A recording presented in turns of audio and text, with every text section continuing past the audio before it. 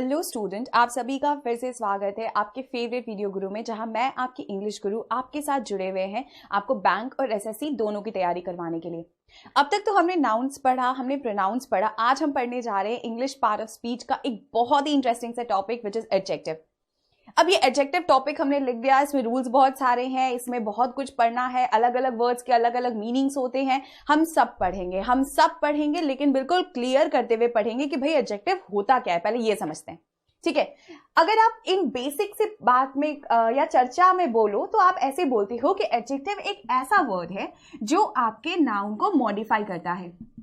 Right, आपके noun को modify करता है। ध्यान दीजिएगा, एडजेक्टिव क्वालिफाई ही नहीं करता, क्योंकि कभी कभी हम उसके पोजीशंस को अक्सर चेंज भी करता हुआ देखते हैं। तो खैर उस पर डिस्कशन होगा, बट फिलहाल बस इतना समझ लीजिएगा कि हमारे सेंटेंस में कोई भी एक ऐसा वर्ड जो आपके नाउन या फिर प्रोनाउन को थोड़ा ज्यादा स्पेसिफाई मीनिंग दे दे या डिस्क्राइब कर दे प्रॉपरली, उसे हम एडजेक्टिव करते हैं। ठीक है, ये प्रॉपर ग्रामेटिकल सेंस का एक स्टेटमेंट है जो कि इसका डेफिनेशन बन के आता है हमारे सामने, है ना। तो चलिए देखते हैं कि एडजेक्टिव चैप्टर में हमें क्या क्या पढ़ना है और हम शुरुआत कहां से करेंगे। एडजेक्टिव्स की अगर बात की जाए तो a word that describes a noun और प्रोनाउन और टेल्स द नंबर और क्वांटिटी ऑफ अ नाउन और pronoun is said to be an adjective. मतलब कोई भी एक ऐसा वर्ड जो डिस्क्राइब कर दे आपके नाउन या प्रोनाउन। ध्यान दीजिएगा, हमने कहीं पे भी क्वालिफाई वर्ड यूज नहीं किया है, क्योंकि जरूरी नहीं हमेशा वो क्वालिफाई करता हुआ ही बैठे। समझ आया? इनफैक्ट ये आपके सेंटेंस में नंबर या क्वांटिटी भी बताते हैं, and this are definitely called as adjectives. Like we have some examples given, she gave me 2 pencils. तो यहाँ पे 2 क्या बता रहा है? पेंसिल्स की क्वांटिटी बता रहा है ना। Raghav is a clever boy, ये राघव की क्वालिटी है कि वो क्लेवर है ना। तो ये क्या कर रहा है? एक तरह से डिस्क्राइब कर रहा है आपके बॉय वर्ड को। In the same way there is little time for preparation, समय कम है। तो कम है कैसे पता चल रहा है? कौन से वर्ड से पता चल रहा है? लिटिल से पता चल रहा है। तो ये वर्ड भी हमारे सेंटेंस में काम किसका कर रहा है? एडजेक्टिव का। तो बेसिकली कोई भी वर्ड जो किसी भी तरीके का एक डिस्क्रिप्शन दे दे, फिर चाहे वो नंबर्स में हो, चाहे क्वांटिटी में हो, चाहे क्वालिटी में हो, या फिर एक जनरल स्पेसिफिक डिस्कशन हो, वो सब हमारे एडजेक्टिव के पार्ट्स होते हैं। अब देखते हैं एडजेक्टिव्स कितने टाइप्स के होते हैं। अगर बात की जाए तो एडजेक्टिव के 2 टाइप्स होते हैं, एक डिटर्मिनर्स और दूसरा डेस्क्रिप्टिव एडजेक्टिव्स। डिटर्मिनर्स मतलब वो adjectives which are basically non favourites. आप ऐसे समझ लीजिएगा कि ये नॉन फेवरेट एडजेक्टिव्स होते हैं। इनको जनरली आप लोग एडजेक्टिव्स की तरह सुनते ही नहीं है ना। जब भी हमें दिमाग में एडजेक्टिव वर्ड आता है तो हमें ऐसे वर्ड्स आते हैं, beautiful, big, small, short, blue, जो क्वालिफाइंग मीनिंग दे रहे होते हैं, है ना, जो डिस्क्राइबिंग मीनिंग दे रहे होते हैं। तो बेसिकली ये हमारे फेवरेट एडजेक्टिव्स होते हैं। अब देखो, जरूरी तो नहीं ना कि आपके सेंटेंस में सिर्फ क्वालिटी या क्वांटिटी जाए, कैसा नो। डिटर्मिनर्स भी बहुत इंपॉर्टेंट पार्ट प्ले करते हैं एडजेक्टिव्स में, जैसे कि my book, this car, what are you doing.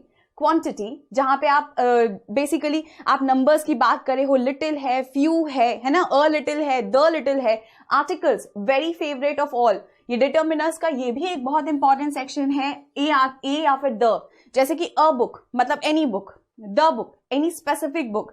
So determiners भी हमारे सेंटेंसेस में एडजेक्टिव्स का काम करते हैं। अब ये नॉन फेवरेट्स और फेवरेट कैटेगरीज में हमने इसलिए डिवाइड कर दिया क्योंकि ये वो सेक्शन है जो एडजेक्टिव बोलते ही आपके दिमाग में आता है, और ये वो सेक्शन है जो जनरली हम लोग स्टेटमेंट्स में तो रिलेट करते हैं, बट जो एडजेक्टिव बोलते ही इनके बारे में नहीं सोचते। समझ आया? तो चलिए, ये तो थे टाइप्स। अब हम काइंड्स भी पढ़ेंगे। समझ आया? अब हम इसके बाद देखेंगे कि एडजेक्टिव के कितने काइंड्स होते हैं। द फर्स्ट इज क्वालिटेटिव और डेस्क्रिप्टिव एडजेक्टिव्स। ये आपके नेचर का क्वालिटी बता सकते हैं, किसी पर्सन का क्वालिटी बता सकते हैं, किसी चीज की क्वालिटी बता सकते हैं। तो basically anything which is descriptive और क्वालिटेटिव, जैसे कि फुलिश है ना, he is a foolish boy. Right, dry, these are dry grapes. Golden, the colour of the house was golden. तो बेसिकली ऐसा कोई भी सेंटेंस, कोई भी वर्ड या कोई भी ऐसा डिस्क्रिप्शन जो आपके नाउन या प्रोनाउन को स्पेसिफाई कर दे, ठीक है, क्वालिटेटिवली, तो वो आपके क्वालिटेटिव एडजेक्टिव्स में आ जाता है। Clear? So basically they show the kind और क्वालिटी ऑफ अ पर्सन और thing. Basically they can be a type of a quality describing about a person or a thing. Fine. Next we have numerical adjectives. Now numerical adjectives को भी दो types में basic divide किया जाता है और 2 types के भी सब डिविजन्स हैं। जैसे देखो, न्यूमेरिकल एडजेक्टिव्स में एक है डेफिनेट न्यूमेरिकल और दूसरा है इनडेफिनेट न्यूमेरल एडजेक्टिव। ठीक है, पहला है आपका डेफिनेट न्यूमेरल और दूसरा है आपका इनडेफिनेट न्यूमेरल। अब डेफिनेट वर्ड से ही समझ में आ रहा है कि ये जो भी चीज को डिस्क्राइब कर रहा है वो नंबर्स में या फिर उसके क्वालिटी में सब मतलब स्पेसिफिक बन रहा है ना।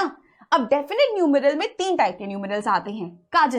कार्डिनल नंबर्स 1 2 3 4, 2 पेंसिल, 2 हाउसेस, ठीक है, 10 बुक्स, ये सब आपके हो जाएंगे कार्डिनल।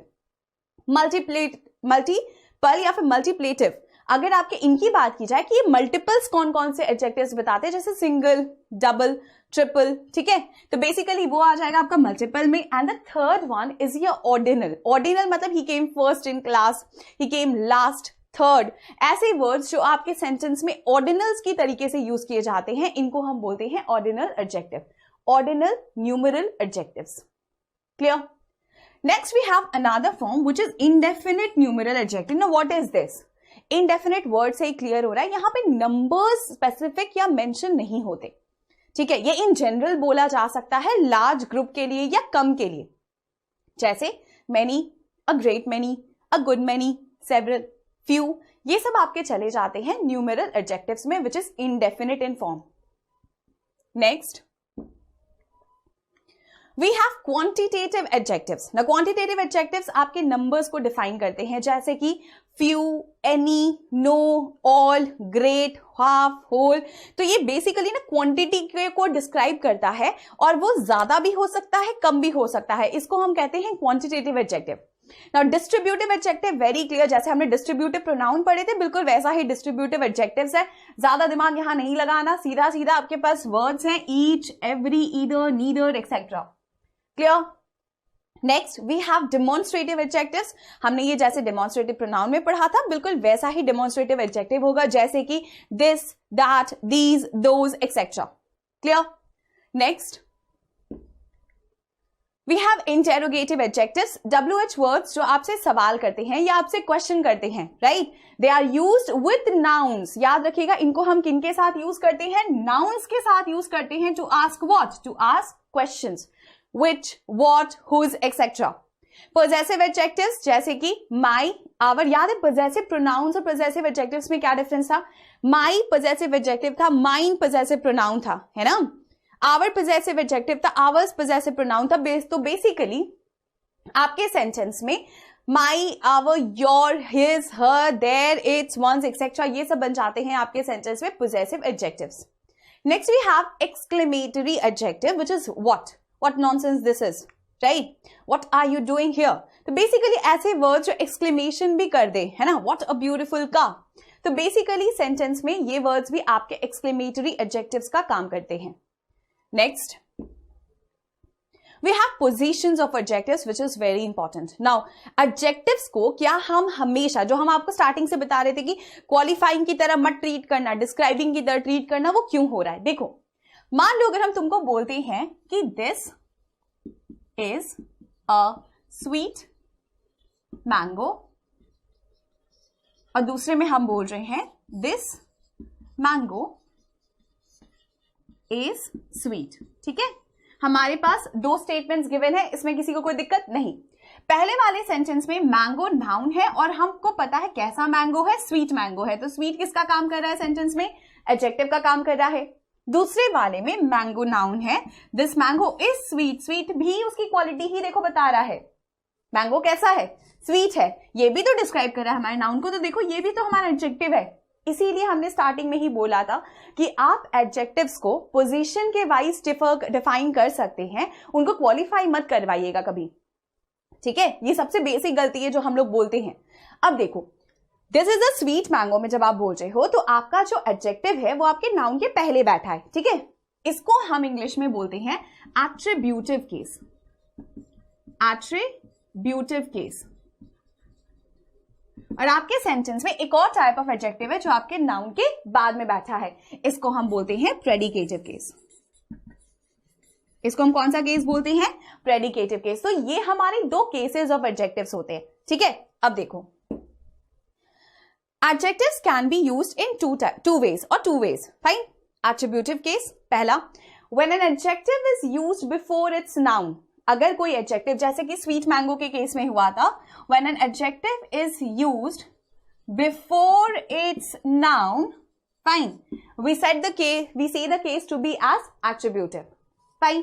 जैसे this book is his. Book noun था और this book ना, तो this यहाँ पे किसका काम कर रहा है? एडजेक्टिव का. उसी तरीके से which pen do you want, कौन सा पेन आपको चाहिए, तो आपको क्या चाहिए, पेन कौन सा, तो यहाँ पे which किसका काम कर रहा है आपके सेंटेंस में, एडजेक्टिव का. However, याद रखना ये तो बेसिक है, एट्रीब्यूटिव केस इसी को बोलते हैं, बट कभी कभी हम एडजेक्टिव्स को नाउन्स के बाद में भी यूज कर सकते हैं. कब? जब हमारे पास सर्टेन फ्रेजेस के बारे में मेंशन्ड हो. कुछ फ्रेजेस एडजेक्टिव्स को नाउन्स के बाद में भी लेते हैं, जैसे कि God almighty, secretary general, attorney general, the sum total, है ना. देखो यहाँ पे गॉड तो नाउन था, राइट, सेक्रेटरी नाउन था. इन सबके साथ हमने देखो एडजेक्टिव्स को यूज किया हुआ है आपके सेंटेंस में नाउन के बाद में. इसका मतलब एडजेक्टिव के एट्रीब्यूटिव केसेस में भी कभी कभी नाउन के बाद भी आ सकता है. वो एक एक्सेप्शन केस होगा. वो कब होगा? जब वो फ्रेजेस की तरह यूज किया जा रहा होगा. क्लियर? चलिए नेक्स्ट आपके एग्जाम पॉइंट ऑफ व्यू से ये slide. A qualifying title is used after it's noun. ठीक है, हम देखो अभी तक प्रेडिकेटिव केस के पे इसलिए नहीं आए क्योंकि अभी तक हम जितने भी एडजेक्टिव्स आपको पढ़ा रहे हैं वो सारे के सारे नाउन के ठीक बाद है. बीच में भी देखो कोई वर्ड नहीं है, मतलब कोई वर्ब नहीं है. ठीक है ना. आपके जो एग्जाम पॉइंट ऑफ व्यू का जहां तक सवाल है, ये में से 3 वर्ड से स्टेटमेंट्स में एरर आया जा चुका है. वो कौन कौन से हैं? Louis the Pious, Yudhishthir the Just and Akbar the Great. इन तीनों से आपके एसएससी और बैंक दोनों ही एग्जाम्स में एरर करेक्शंस आए हैं. ठीक है, अब देखो, अब जनरली सेंटेंस में हम द ग्रेट अलेक्जेंडर नहीं बोलते, हम अलेक्जेंडर द ग्रेट बोलते हैं. तो कभी कभी हमारे सेंटेंस में नाउन को क्वालिफाई करने के लिए कोई टाइटल दे दिया जाता है. किसी भी पर्सन को डिस्क्राइब करने का एक टाइटल होता है ना, जैसे Charles the Bold, Cato the Elder. यहां द एल्डर उसको टाइटल मिला हुआ है. ठीक है, उसी तरीके से the Great, Akbar the Great, Akbar को ग्रेट का टाइटल मिला हुआ था. अलेक्जेंडर द ग्रेट, है ना, they were great warriors of their time. तो बेसिकली आपके सेंटेंस में टाइटल्स को हम नाउन्स के बाद में यूज कर सकते हैं in the form of adjectives, but you will have to remember that they are titles there, जिनमें से एरर आपके Louis the Pious, Yudhishthir the Just and Akbar the Great से आ चुके हैं. ठीक है, चलिए बढ़ते हैं हमारी नेक्स्ट स्लाइड की तरफ. Predicative case. हमने आपसे कहा था एक प्रेडिकेटिव केस भी होता है ना. वो कब होता है? याद रखिएगा हमने क्या बोला था, this mango is sweet. This mango is sweet. ठीक है, अब देखो नाउन तो आपका मैंगो था, स्वीट आपका एडजेक्टिव था, लेकिन उसके बीच में भी तो कुछ है और वो हमारे सेंटेंस में क्या है? हमारा वर्ब है. अब चलिए देखते हैं प्रेडिकेटिव केस होता क्या है. When an adjective is used after a verb, मतलब एक एडजेक्टिव जब किसी वर्ब के बाद में यूज किया जाए, it is said to be in the predicative case. जैसे She became famous. हमने कैसे लिखा हुआ है? She became famous soon after this, after the release of her first movie. Ritu seems very happy today. Ritu seems very happy today.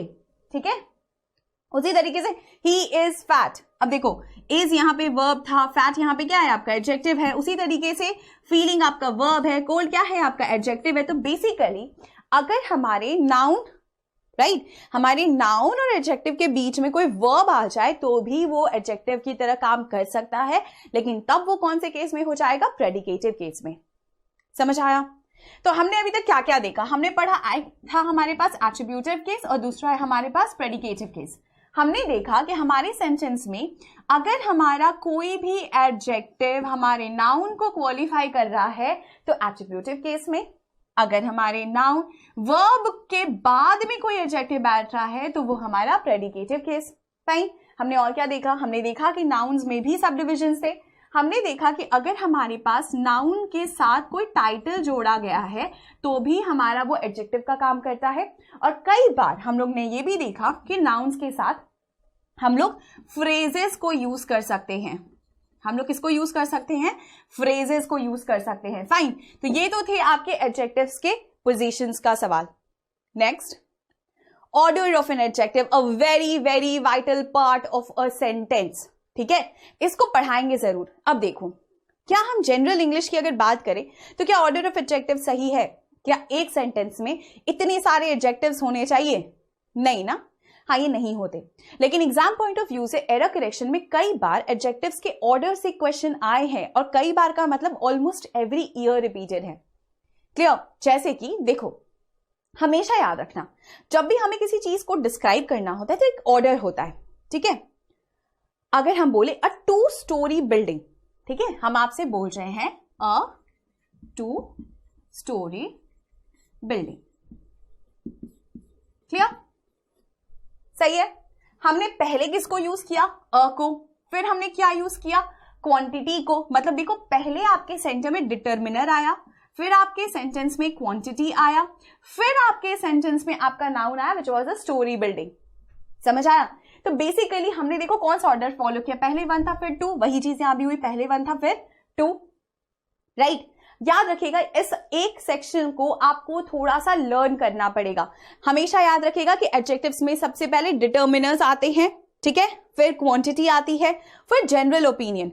ठीक है, he is good, amazing, fine. Specific opinion like tasty, the food is tasty, clever, fine. Size, size आएगा, जैसे मान लो तुमको बोलते हैं little black girl, ठीक है, अगर तुमको मान लो बोलना पड़ रहा है लिटिल ब्लैक गर्ल, तो देखो गर्ल तो तुम कॉमन नाउन की तरह ट्रीट कर दो, गर्ल को आप अपने सेंटेंस में कॉमन नाउन की तरह ट्रीट कर दो। ठीक, इसके बाद देखो हमने क्या यूज किया है? कलर को यूज किया है, और उसके पहले हमने किसको यूज किया है? लिटिल को यूज किया है। मतलब वो क्या है हमारे सेंटेंस में? साइज बता रहा है ना? तो देखो आपका ऑर्डर भी वही है, पहले साइज ही आता है बाद में कलर आता है। देखो पहले साइज आता है बाद में कलर आता है, तो जरूरी नहीं ये आपको हमेशा एक सीक्वेंस में मिले। ठीक है, जरूरी नहीं है आपको ये हमेशा एक सीक्वेंस में मिले, वो सीक्वेंस के बाहर भी हो सकता है, बट आपको इसका जानना बहुत जरूरी है। स्पेसिफिक ओपिनियन के बाद आते हैं size, age, shape, colour, nationality, material and then the purpose of the adjective. जैसे कि what is he here for? Cooking, ठीक है, क्लीनिंग, किस मटेरियल से ये बना है? A black wooden chair. देखो अगर आप सेंटेंस में बोलते अ ब्लैक वुडन चेयर, ठीक है, अब चेयर तो नाउन है, चेयर क्या है? नाउन है आपके सेंटेंस में। अब वो कैसा चेयर है? वुडन चेयर है, तो वुडन एडजेक्टिव है।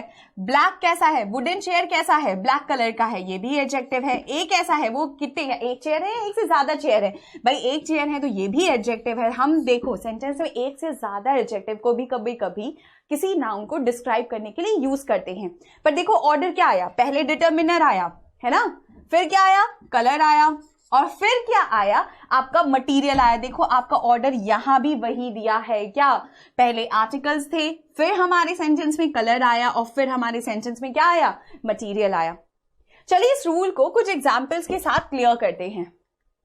जैसे I love that you really, I love that really big old green antique, है ना, दैट एंटीक भी बोल सकते थे, लेकिन बिग भी है वो, फिर ओल्ड है, ठीक है, फिर ग्रीन है, और फिर एंटीक है। मतलब ऑर्डर आपको ऐसे फॉलो करना पड़ेगा।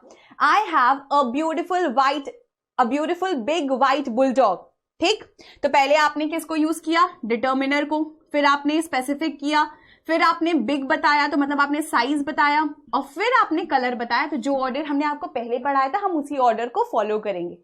इन the same way, I bought a pair of black leather shoes. The table is made of a strange green metallic material. What an amazing little old Chinese cup and saucer. तो basically हमारे sentences में order से related error हमारे पास 3 से 4 marks तक आ चुके हैं, फिर चाहे आप वो बैंक का बात करो चाहे एसएससी का।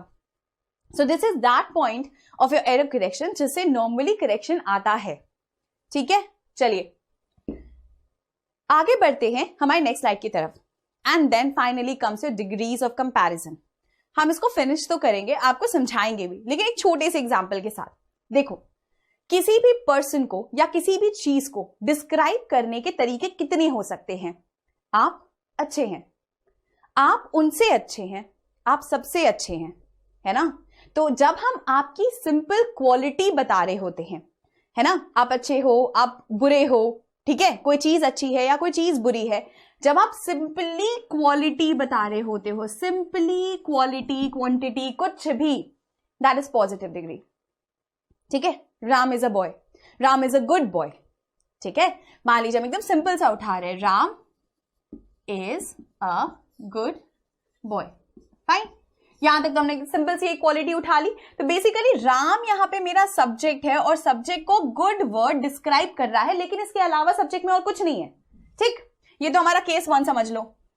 ठीक, अब हम केस 2 पे आ रहे हैं। केस 2 में हम बोल रहे हैं Ram is better than Shyam, Ram is better than Shyam. अब हम कुछ देख रहे हैं, अब हम देख रहे हैं कि हमारे पास सेंटेंस में एक से ज्यादा सब्जेक्ट्स है और सब्जेक्ट्स को हम कंपेयर कर रहे हैं, और कंपेयर किसे कर रहे हैं, देन से कंपेयर कर रहे हैं। तो जब एक से ज्यादा चीज आपके सेंटेंस में जुड़ जाता है तो वो बन जाता है आपका कंपैरेटिव। एक से ज्यादा मतलब सिर्फ 2, कंपैरिजन सिर्फ 2 में होता है, 2 से जहां ज्यादा होगा वो सुपरलेटिव बन जाएगा। ठीक है, तो यहाँ पे बेसिकली कंपैरेटिव डिग्री में आपके पास एक से ज्यादा सब्जेक्ट्स होते हैं और उनको कंपेयर किया जाता है, चाहे एज के साथ चाहे देन के साथ। Clear? Next, superlative. Ram is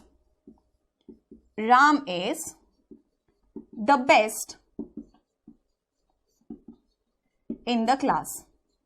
अब मे बी वो बेस्ट रनर है या फिर वो बेस्ट एक्टर है, कुछ भी बोल दीजिए आप सेंटेंस में। ठीक है, अब आप पूरी क्लास में 2 बच्चे तो होंगे नहीं, है ना, राम के साथ सिर्फ दूसरा बच्चा पढ़ रहा हो ये तो जरूरी नहीं।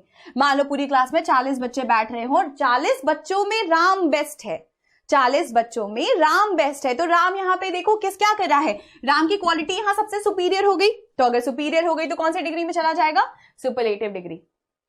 Is that clear? तो ये तो आपका बेसिक होता है कि समझना कि क्वालिटी का सिर्फ डेफिनेशन अगर हो किसी भी पर्सन, नाउन, प्रोनाउन, कुछ भी, तब तो पॉजिटिव डिग्री। जहां उसे कंपेयर कर दिया गया किसी और के साथ तो कंपैरेटिव डिग्री, और जहां 2 से ज्यादा आ गए तो वो कौन सी डिग्री में चला जाएगा, सुपरलेटिव डिग्री। अब कंपैरेटिव और सुपरलेटिव डिग्री एक छोटे से स्ट्रक्चर को फॉलो करते हैं जो अभी हम आपको एग्जाम्पल के साथ समझाएंगे। देखिए, मोर, कंपैरेटिव हमेशा अच्छा ही हो, जरूरी नहीं, है ना, वो थोड़ा सा कम कंपेयर भी कर सकता है। तो बेसिकली मोर हो गया, लेस हो गया, एडजेक्टिव के साथ अगर देन या एज है तो एडजेक्टिव अपने साथ इक्वल जैसा क्वालिटी बता रहा होता है। एज गुड एज अगर बोलना हो तो इसको भी ध्यान दीजिएगा, ये हम इसलिए अलग से लिखे क्योंकि हम ये समझाना चाहते थे कि कभी कभी हम सेम इक्वल क्वालिटीज भी बताते हैं। ठीक है ना, जैसे he is as good as him, मतलब वो जितना अच्छा है उतना ही अच्छा वो है। ठीक है, इन द सेम वे अगर हम बोल रहे हैं he is better than him, so basically हमारे पास सेंटेंस में अगर कोई सेंटेंस में जरूरी नहीं कि सेम लेवल की ही कंपैरिजन हो, कभी कभी कंपैरिजन सुपीरियर या जूनियर लेवल्स में भी की जाती है। ठीक है, चलो next we come to the superlative degree. ना सुपरलेटिव डिग्री में बोल रहे हैं कि यहाँ पे मोस्ट हो सकता है या लीस्ट हो सकता है।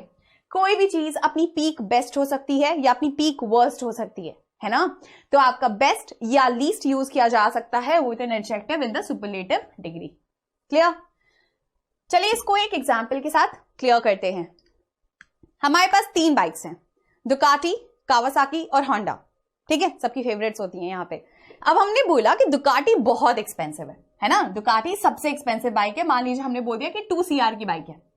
ठीक, कावासाकी 1 CR की बाइक है और होंडा सिर्फ 50 लाख की है। ठीक है, होंडा हमारे जो स्टेटमेंट में या फिर हमारे पास जो बाइक अभी आई हुई है इंडिया में, वो होंडा हमारी 50 लाख की है। ठीक है, चलो हमने 3 ले लिए। अब हम देख रहे हैं कि सबसे एक्सपेंसिव तो दुकाटी है, तो वो सबसे ज्यादा एक्सपेंसिव अगर है तो इसका मतलब वो सबसे ज्यादा सुपरलेटिव फॉर्म में है। 3 स्टेटमेंट्स दिए हैं, देखो आपको पक्का क्लियर हो जाएगा। The Ducati is more expensive than the Kawasaki. तो सही बात है, दुकाटी पहले है तो ये इससे तो ज्यादा एक्सपेंसिव है, ये तो दिख रहा है, हमको भी दिख रहा है ना। So the Ducati is more expensive than Kawasaki. तो इसका मतलब Ducati, Kawasaki, Honda. Ducati Kawasaki से ज्यादा एक्सपेंसिव है, तो इसका मतलब कावासाकी दुकाटी से लेस एक्सपेंसिव है, यही ना। तो देखो, जब आपके पास 2 सेंटेंसेस में, एक सेंटेंस में 2 सब्जेक्ट हो रहे थे, कौन कौन से, दुकाटी और कावासाकी, और आप उसमें से बता रहे थे कि एक ज्यादा एक्सपेंसिव है। अभी कितने हैं, सिर्फ 2 हैं, है ना। एक ज्यादा एक्सपेंसिव है तो आपने क्या यूज किया, मोर एक्सपेंसिव। अब हम बोल रहे हैं कि लेस एक्सपेंसिव कौन सी है फिर? दुकाटी से लेस तो कावासाकी है ना? अब हम बोल रहे हैं the Kawasaki is less expensive than the Ducati. Kawasaki Ducati से लेस एक्सपेंसिव है, ठीक। अब तीनों में कौन सबसे ज्यादा एक्सपेंसिव है? अब जहां पे आपके पास 2 से ज्यादा हो गया, कुछ भी तो 3 हो गया।